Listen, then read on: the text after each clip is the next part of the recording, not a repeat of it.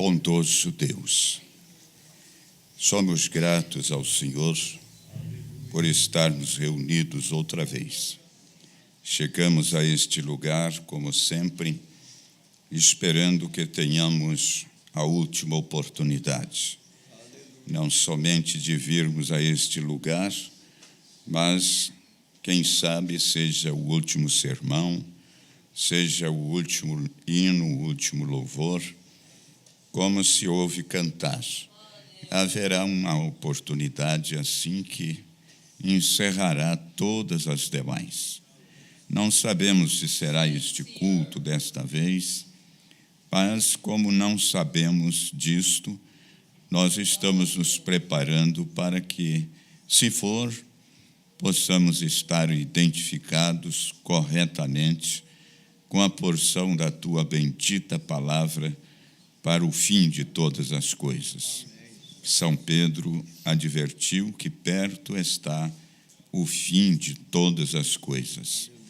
E nós já passamos a pensar assim quando nos preparamos para um culto mais. Quem sabe pode ser o último tempo de louvores, de pregações, de orações, de relembrar a cena do Calvário, e depois partirmos para aquele período de estarmos ocultos dos olhos do mundo e sermos arrebatados juntamente com aqueles que hão de ressuscitar. Ajuda-nos, então, a ver o que há de necessário para ajustar as nossas vidas para mais esse tempo de memória à morte do Senhor. No nome de Jesus Cristo, pedimos ajudar-nos em mais uma porção da tua palavra. Amém. Filho meu, não te esqueças da minha lei e o teu coração guarde os meus mandamentos, porque eles aumentarão os teus dias e te acrescentarão anos de vida e paz. Podeis assentar. Provérbios, capítulo 3, os 2 primeiros versos. Queremos tomar algumas expressões de ensinamento do profeta desta era e assim chegarmos ao redor desta mesa um propósito único e exclusivo de cumprirmos aquilo que ele nos ordenou que fizéssemos. Pense nisto aqui. Você é uma parte de Deus. E Deus não é completo sem você. Já dá para você entender muita coisa. Você é uma parte de Deus e Deus não é completo sem você. Como filhos de Deus, que estamos vivendo o tempo da restauração de todas as coisas, e agora, diante de um pensamento como este, dizer que Deus não é completo sem você, sem eu, sem qualquer de nós. Parece ser estranho, né, pensar que Deus não está completo. Na verdade, se Ele não é completo sem nós, e se nós já estivéssemos no nível exato que Ele predestinou-nos para sermos e chegarmos a isso, então está uma falta de que Deus não está completo. Não porque Ele não é completo, é porque nós não chegamos a ser completos ainda. Então, sabemos que o maior peso está sobre nós. Não é sobre o mundo religioso, o mundo evangélico, tudo junto de uma vez. Nós não pensamos no corpo de Cristo desta maneira. Pensamos no corpo de Cristo que é identificado com Ele através de sua palavra. Nós não estamos dizendo que é só nós que somos estes dos tais. Nós estamos afirmando com o que cremos que nós somos, de fato, um deles. Cada um de nós cremos que somos um destes. Faz parte desse corpo completo de Cristo na terra, que é sua noiva, sua igreja. A mensagem que vamos relembrar de coisas que já temos aprendido, seu título é esse: não te estribes no teu próprio entendimento. Porque é claro que existe muito disso no mundo. Muito disso no mundo. Entendimentos próprios. Cada um tem um entendimento e cria para si um credo religioso, uma doutrina, e vai encontrando uma pessoa aqui, outra ali, para crer daquela maneira. E então é assim que surge o que se chama de uma igreja. E é comum até dizer assim: é uma igreja nova. Essa igreja de vocês é nova. Eu ouvi muito disso. É nova. É um sentido, fica sendo, né? Porque agora que vocês estão nos conhecendo, porque é difícil falar que só se a gente dissesse: não, nós somos da igreja mais antiga do mundo. Aí muitos vão falar: então eu também sou, é da igreja católica, a igreja católica romana, né? Não, não é isso, não. Aí vai ficando difícil, né? E para eles, a igreja é a mais antiga do mundo.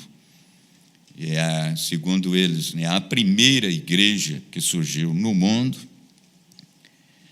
E a gente aceita isso dentro deste princípio. Ela é a primeira que se organizou. Ela se organizou.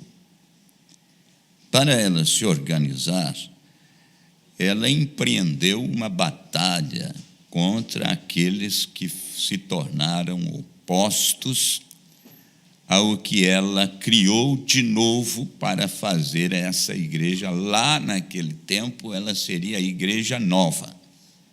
Foi uma igreja nova, porque foi a primeira que foi criada, manufaturada. E aí os anos passaram, os séculos passaram, os milênios passaram. Então, quando fala da igreja mais velha, só pensam nela.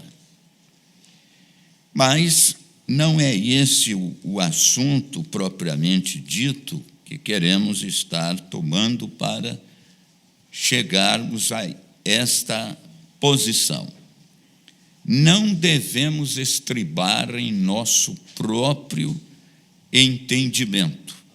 E para que surgisse uma igreja organizada, ela então tomou os seus próprios entendimentos, seus próprios pensamentos e criou aquele credo religioso. E lá para cá, então, tudo que surge, de um certo modo, é filha dela. E nós concordamos que seja com uma ressalva, uma correção. Todas elas são filhas, desde que tenham sido organizadas como ela se organizou. Então, todas as filhas dela é igual a ela, se organizou, criou também o seu credo religioso, sua doutrina, seu sistema. ficaram em guerra contra ela por muitos séculos, milênios, e hoje já não são tão contra, porque já andam juntas, assentam na mesma mesa de um chamado Concílio Mundial de Igrejas. E isso aparentemente parece mostrar ao mundo que houve uma união de todas, com a velha mãe, que se tornou mãe de todas que se organizaram como ela fez. Então, agora, às vezes, quando você diz o tipo de crente que você é, parece, eu não conhecia essa aí. Não, então a nossa é mais antiga do que essa que você pensa. Nós voltamos a crer igualzinho àquele grupo que, quando o sistema católico criou o deles, ela fez uma guerra em cima e matou milhares e milhares de cristãos. A gente pode falar isso, não estou atacando-a, isso está aí na história dela mesma. Mas agora, então, se deve pensar num povo que tenha que estar dando sequência àquilo que aquele grupo que morreu matado por não aceitar vamos dizer, a nova igreja, nova doutrina, porque eles já tinham recebido uma nova doutrina do Senhor Jesus, que seria dada por aquele Espírito que estava em Jesus, que depois que ele foi embora, ele disse que voltaria para estar neles. E quando voltou e entrou neles, aí surgiu a igreja do Senhor Jesus Cristo, que ela é edificada no fundamento dos apóstolos e dos profetas. Então é antiguíssima, a igreja da qual fazemos parte. Assim, não te estribes no teu próprio entendimento. O profeta tomou esta escritura de Provérbios, capítulo 3, para trazer-nos isto aqui. Ele chegou a admitir, com suas próprias palavras, dizendo que este é um tema muito estranho para o dia que nós estamos vivendo.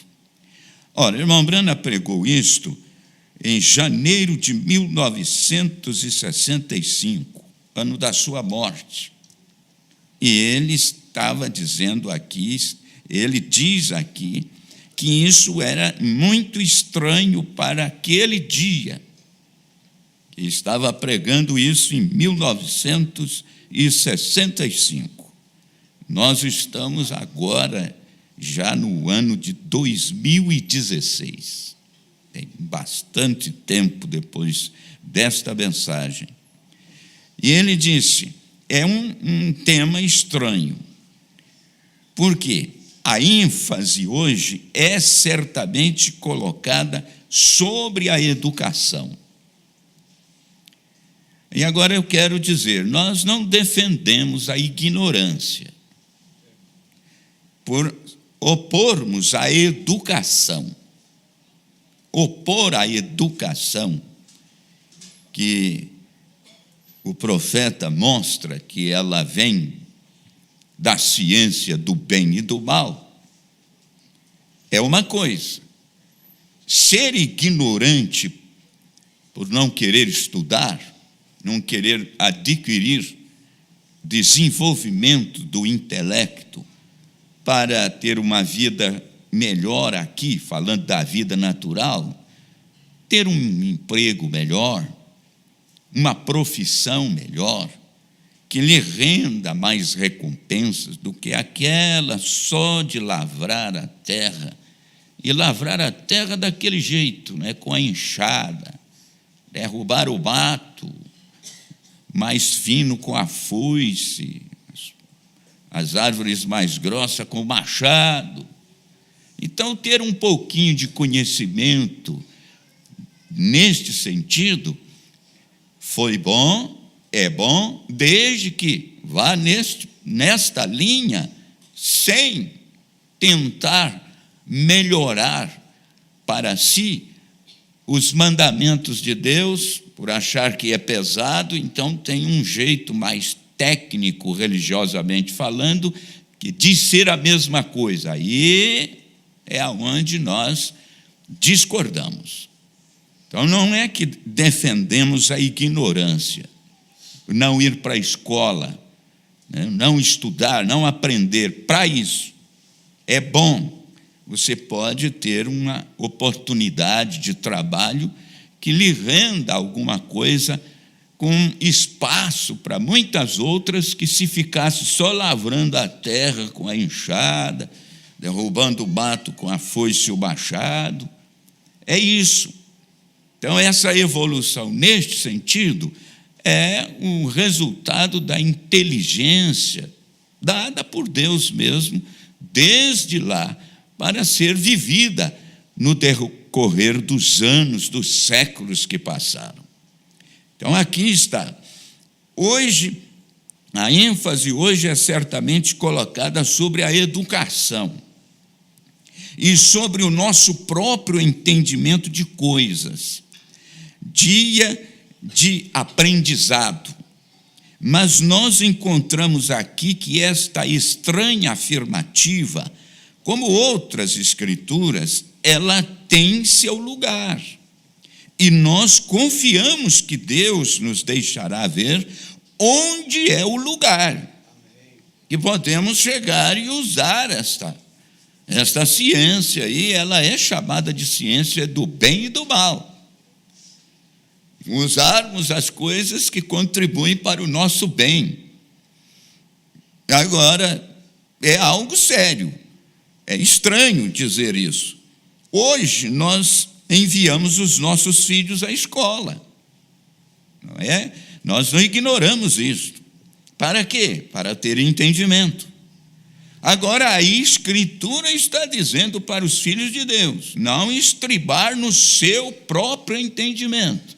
Porque ao ir para a escola, então aqui vem uns mestres, uns ensinamentos, umas evoluções que começa, então, se possível, faria toda a humanidade não crer que Deus existe.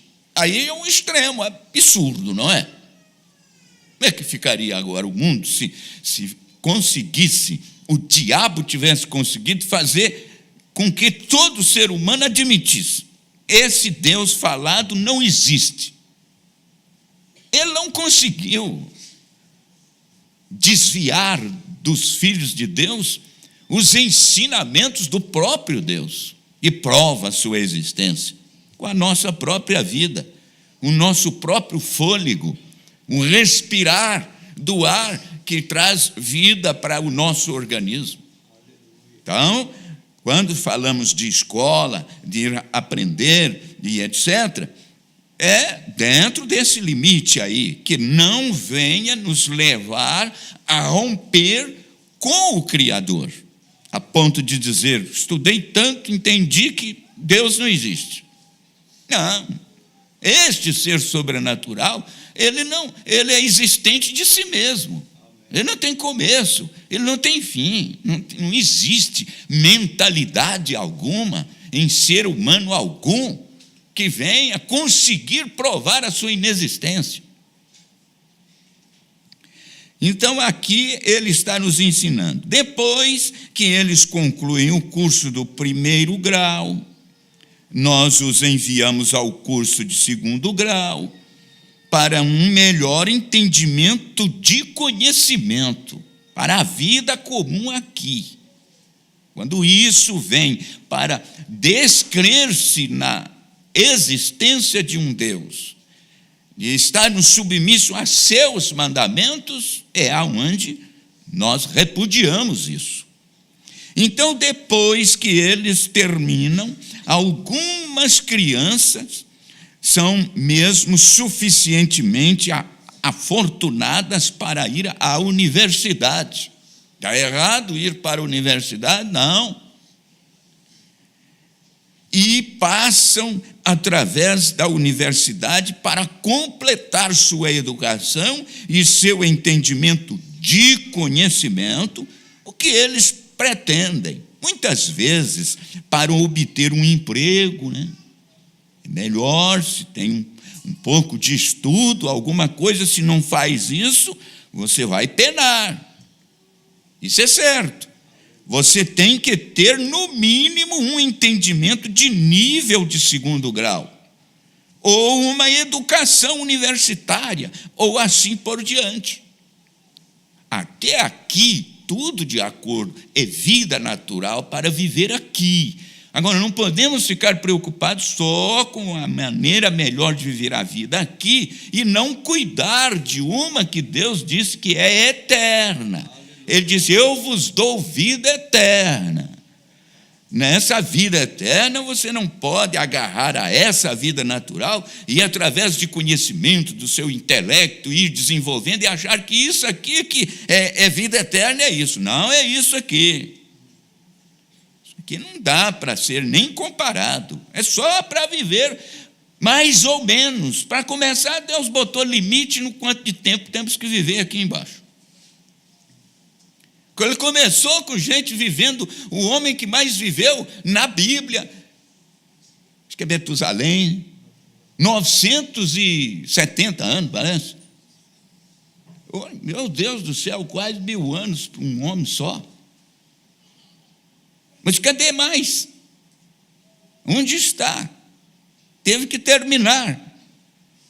Esse chegou até isso, e depois veio baixando,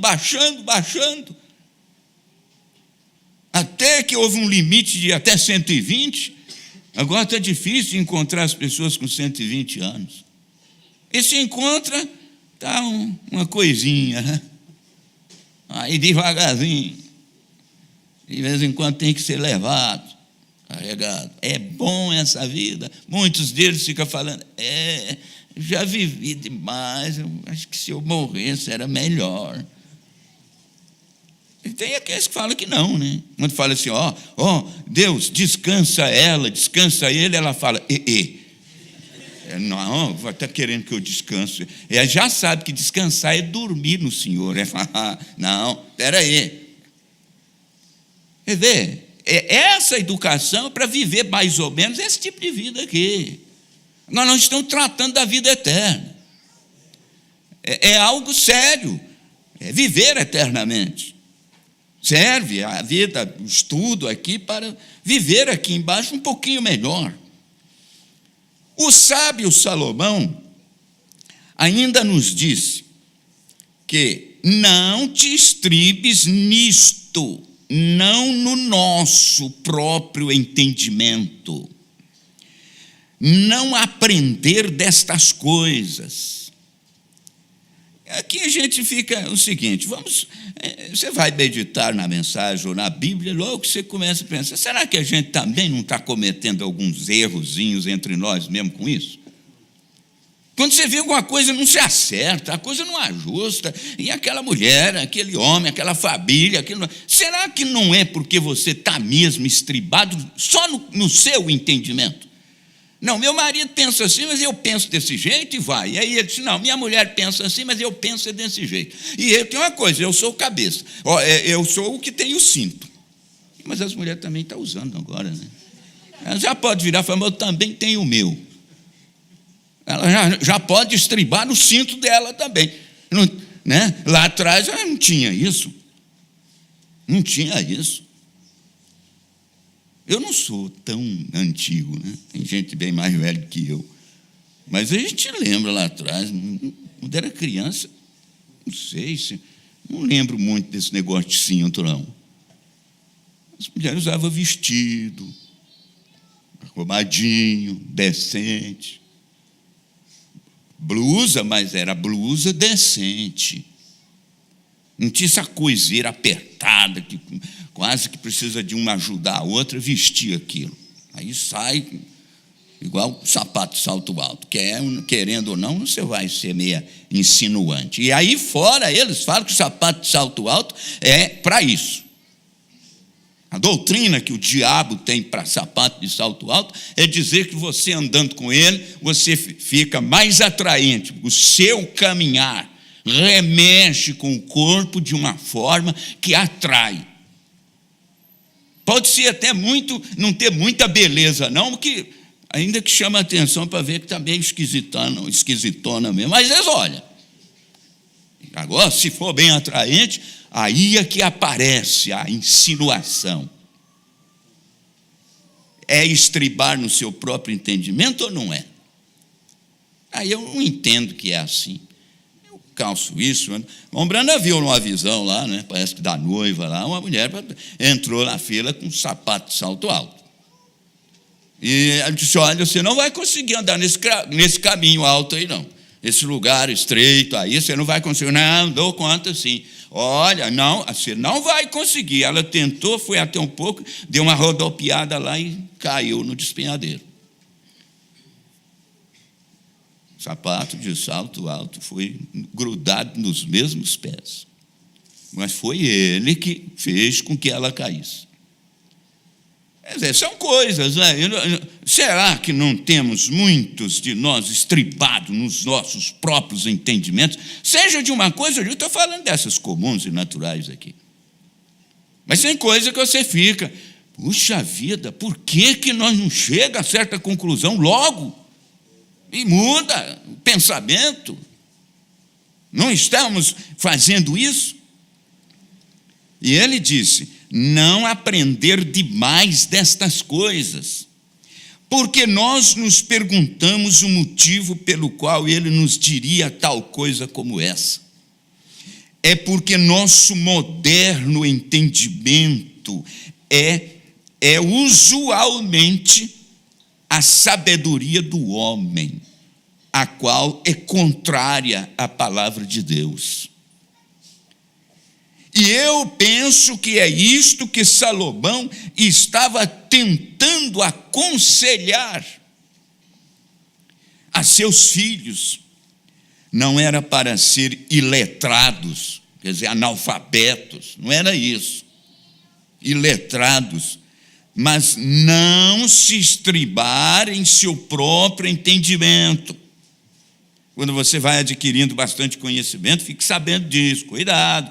Até onde isso te beneficia, vai indo, mas a hora que isso começa a definir-se, tal coisa é de Deus ou não é, eu creio é assim, eu vejo é assim, porque eu estudei isso, estudei aquilo, é aí que entra isso que Salomão ensinou: não te estribes no teu próprio entendimento, em seu próprio entendimento. Eu penso que esta seria uma boa exortação hoje.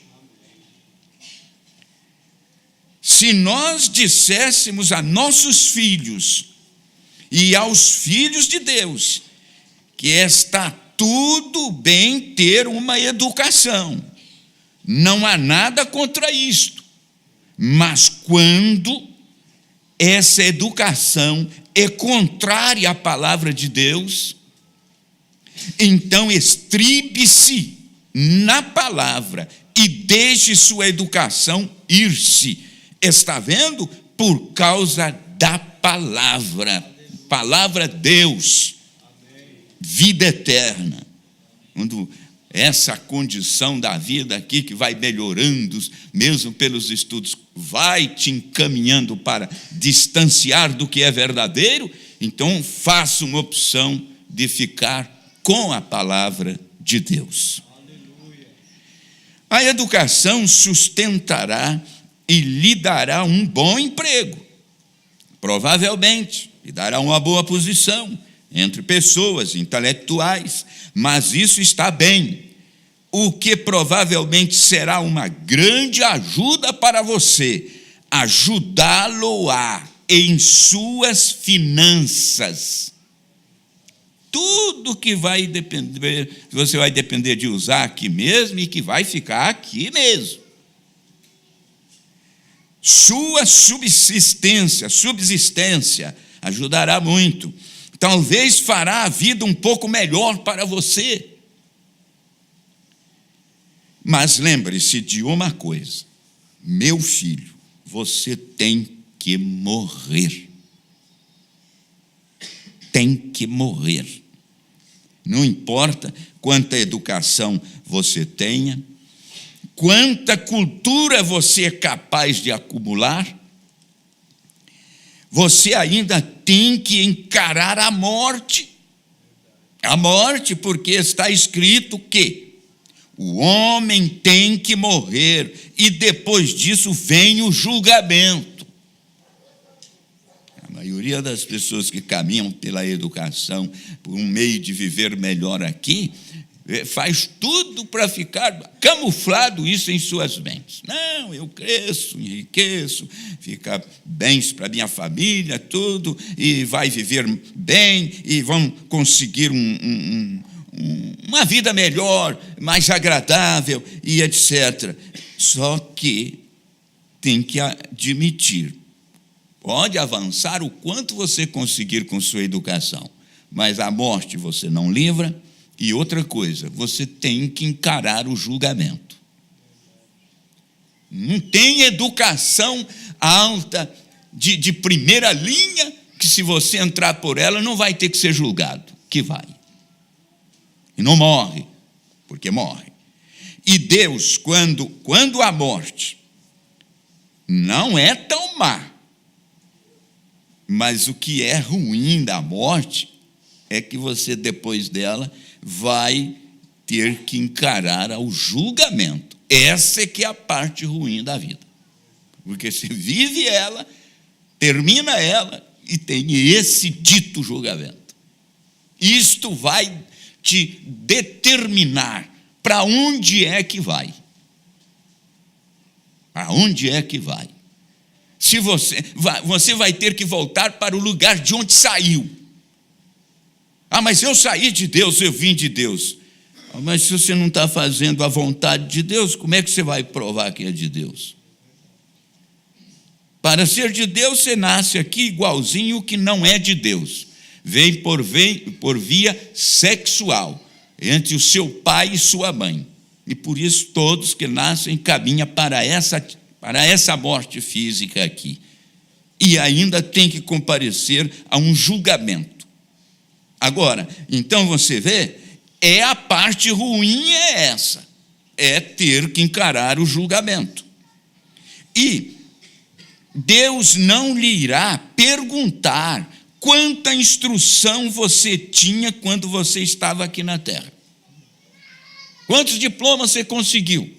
Porque você vai agora entrar no julgamento, mas vai ser de acordo com o tanto de diploma que você tem, aquilo que te defendeu lá, vai te defender aqui. Não.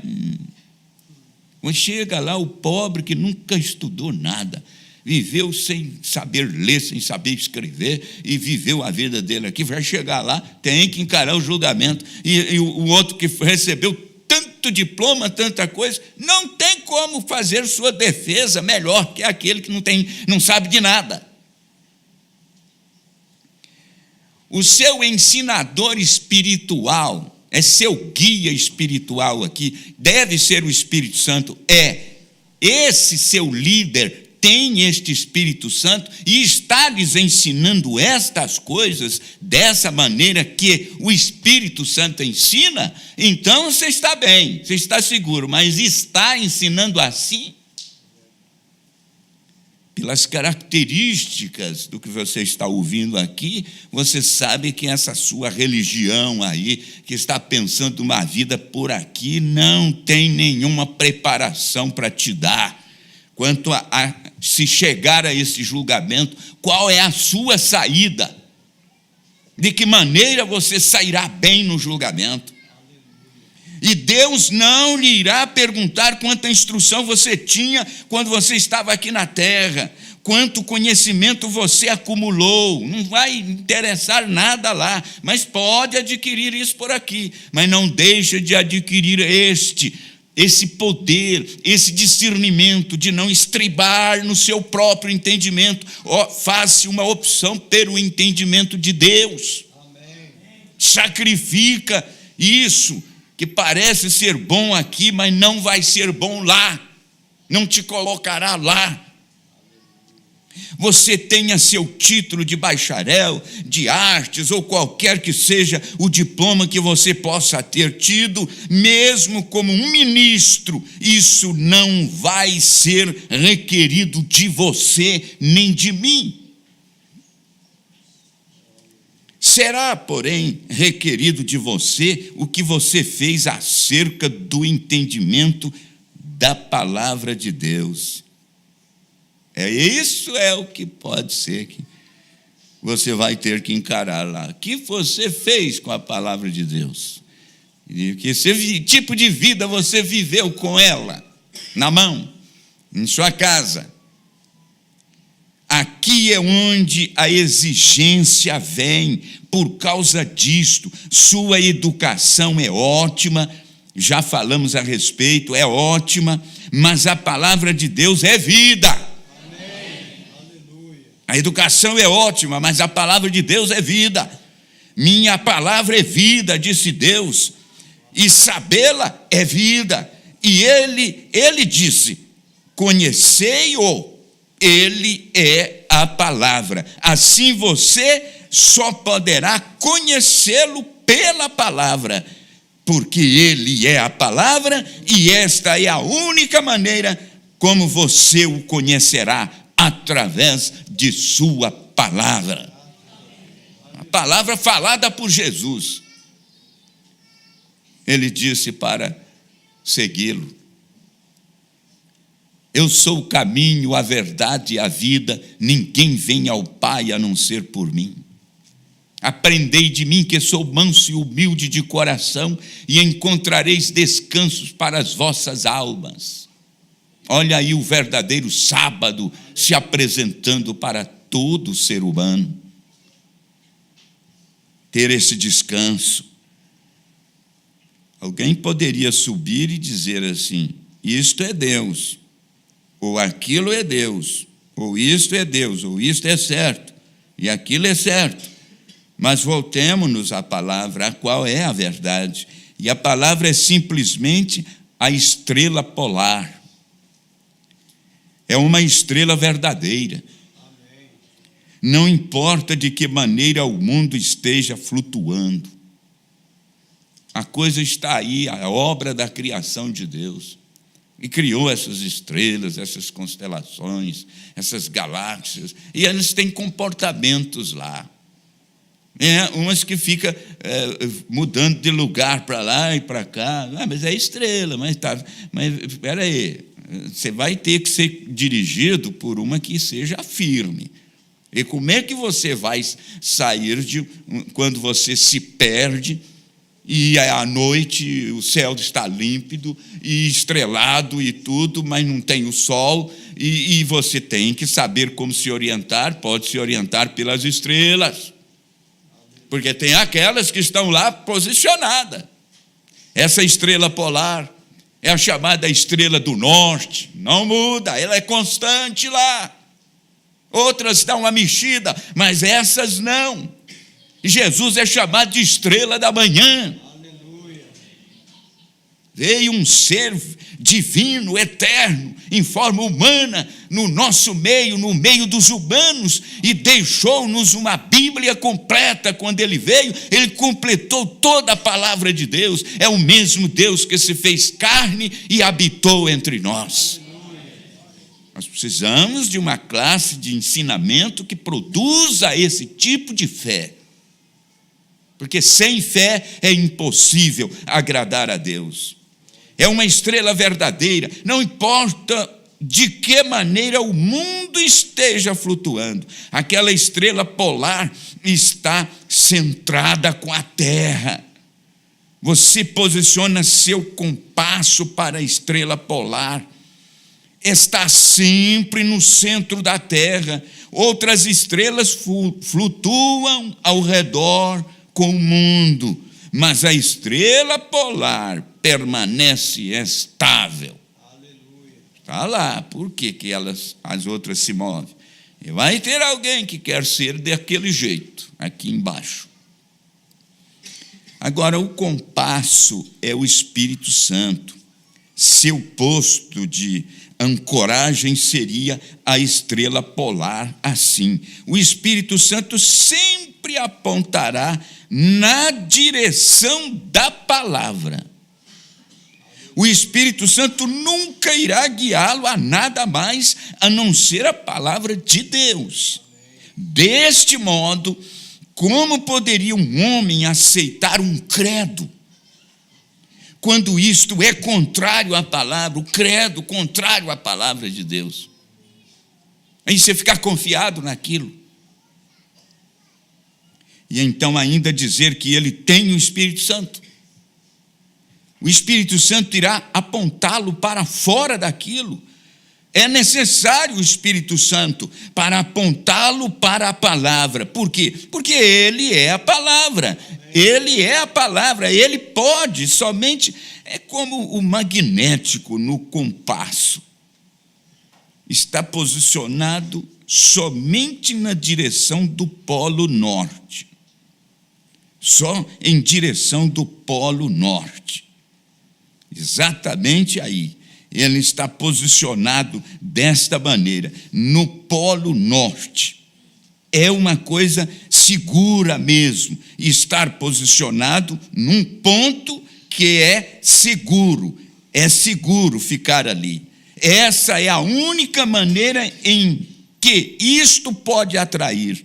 E quando o Espírito Santo é o autor e escritor e vivificador da palavra, como pode ele apontar à pessoa algo mais que não seja a palavra? O Espírito Santo não trabalha com outra coisa senão a palavra falada. Jesus é quem disse: ele vos guiará em toda a verdade, porque ele conhece todas as coisas, ele sabe de tudo que falei, que expressei, por isso que não vai faltar nada. Esteja certo, porque hoje eu estou com vocês, mas quando eu for, ele estará em vós, como esteve em mim. E ele veio no Pentecostes e tomou conta daquele grupo de pessoas. Por isso que eles não engoliram aquela coisa que veio depois. Aqueles credos que foram criados, manufaturados, criaram uma doutrina de 3 pessoas distintas na divindade, só não conseguiram fazer aquilo funcionar enquanto tinha um apóstolo vivo. Não conseguiram batizar ninguém nos títulos de Pai, Filho e Espírito Santo, enquanto tinha um apóstolo vivo na terra. Mas depois que o João foi embora, porque ele foi o último a morrer, e viu todo o Apocalipse, e transferiu isso tudo para o mundo, para o povo, ele chegou a hora de ir embora. Aí sim, eles organizaram a primeira denominação, e manufaturaram esta crença aí, essa coisa aí de 3 pessoas distintas na divindade, e batizam as crianças, porque eles sabiam muito bem que se toda criança crescer, ficar adulta, não vai engolir aquela coisa. Tem que receber isso inocente, para depois que crescer, o pai falou: você foi batizado assim. A mãe disse: você foi batizado assim. E ele crê na mãe, crê no que o pai fala. Não, meu pai, eu fui batizado. Mas você sabe disso como? Meu pai falou, minha mãe falou. E você nunca ouviu Jesus te falar nada, né? Porque se você ouvir o Senhor Jesus, você vai ouvir os apóstolos do Senhor Jesus. Hoje é possível ouvir o Senhor Jesus. Você acha que não? É só você ouvir os apóstolos que escreveram o livro de Atos. Vai lá, que é ouvir o Espírito Santo, ouvir os apóstolos, é ouvir a Jesus.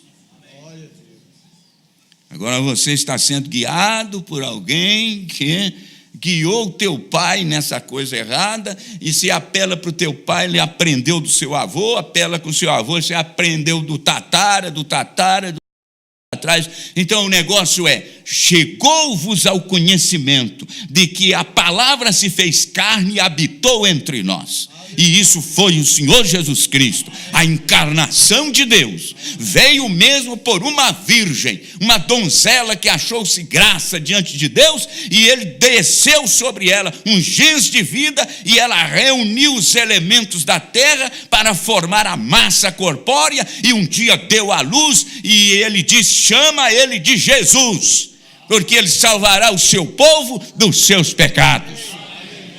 Deus nos ajude, e você possa ter sua mente aberta. Você não se rendeu completamente a uma fé dessa maneira. Faça antes que seja tarde demais. Há um clamor em você. Há um clamor em algo escondido. Você às vezes, não sei o que me falta. Não, será que não é isto? Não é você tomar conhecimento desta coisa que te conduzirá à eternidade, te dará um batismo correto, porque você tem que passar uma borracha nesse passado seu. Você passa a borracha nesse passado seu, você passou a borracha no passado do seu pai, do seu avô, do seu bisavô, tudo que contribuiu para você viver errado, a borracha do arrependimento apaga isso, e você chega à eternidade para viver eternamente. Ele nos ajude. Inclinemos nossas cabeças. Pai bendito, aceita-nos aqui, tomando conhecimento destas verdades, dando a conhecer a tantos aqui ou tantos mais, e porventura tenha nos ouvido através da internet, de qualquer sistema que poderão ouvir, e ajuda que isso ajude aquelas pessoas também. Nós já temos chegado a este aprisco seguro, e agora viemos aqui para esta segunda parte, que é anunciarmos a sua morte, comermos destes elementos, bebermos deste vinho que representará o sangue, deste pão que representará a sua carne, porque o Senhor ordenou que nós fizéssemos isso até que o Senhor venha. Voltamos a fazer isso, Pai, no nome de Jesus Cristo. Amém, Jesus. Amém. Vamos nos colocar em pé para irmos a este espaço de tomarmos nossa comunhão, relembrando aqui, anunciando a cena do Calvário. E já seguros de que Ele tem feito claro o nosso caminho. Estamos firmados neste caminho do alto, na certeza da vida eterna. Nós vamos dedicar estes elementos para cumprirmos o que a Escritura nos tem dito. As Escrituras sempre são tomadas como lembrança do que o Senhor ordenou. E assim fazemos sempre, porque se trata de uma cerimônia que tem mesmo curso até que encerremos isto, nesta confiança de estarmos identificados com a verdade da palavra de Deus. Vossos pais comeram maná no deserto e morreram. Este é o pão que desce do céu, para que o que dele comer não morra. Eu sou o pão vivo que desceu do céu. Se alguém comer desse pão, viverá para sempre. E o pão que eu der é a minha carne, que eu darei pela vida do mundo. Disputavam, pois, os judeus entre si, dizendo: como nos pode dar este a sua carne a comer? Jesus, pois, lhes disse: na verdade vos digo que, se não comerdes a carne do Filho do Homem e não beberdes o seu sangue, não tereis vida em vós mesmos. Quem come a minha carne e bebe o meu sangue tem a vida eterna, e eu o ressuscitarei no último dia. Porque a minha carne verdadeiramente é comida, e o meu sangue verdadeiramente é bebida. Quem come a minha carne e bebe o meu sangue, permanece em mim e eu nele. Assim como o Pai que vive me enviou, eu vivo pelo Pai, assim quem de mim se alimenta também viverá por mim. Depois disto, ele levantou-se da ceia, tirou as vestes e, tomando uma toalha, cingiu-se, pois ele pôs água numa bacia, começou a lavar os pés aos discípulos e a enxugar-lhes com a toalha com que estava cingido. Vamos a este ato, reverentes, submissos, crendo que mais esta vez chegamos juntos para anunciarmos a morte do Senhor e aguardando por aquela grande hora de sua vinda. Numa atitude de oração, vamos dedicar estes